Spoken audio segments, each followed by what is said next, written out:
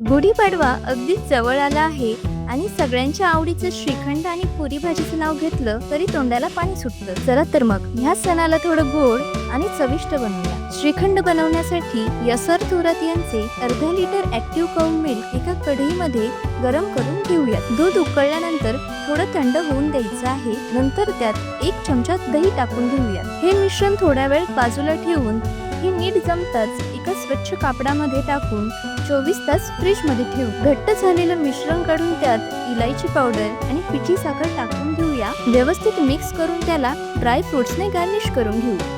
आता पुढे बटाट्याची भाजी बनवण्यासाठी एका कढईत तेल गरम करून मोहरी, जिरे आणि उभा चिरलेला कांदा, कढीपत्ता परतून घेऊयात. नंतर हिरवी मिरची, हळद आणि बटाट्याचे काप टाकून व्यवस्थित मिक्स करून घेऊ. त्यात चवीनुसार मीठ टाकून एक वाफ काढून घ्यायची आहे आणि कोथिंबीर घालून व्यवस्थित गार्निश करायचं आहे. आता पुरी बनवण्यासाठी गव्हाचं पीठ मळून त्याच्या पुऱ्या लाटून घ्यायच्या आहेत. या पुऱ्या गरम तेलात तळून ब्राऊन झाल्यावर काढून घ्यायच्या आहेत. रेडी आहे श्रीखंड पुरी आणि बटाट्याची झणझणीत अशी भाजी.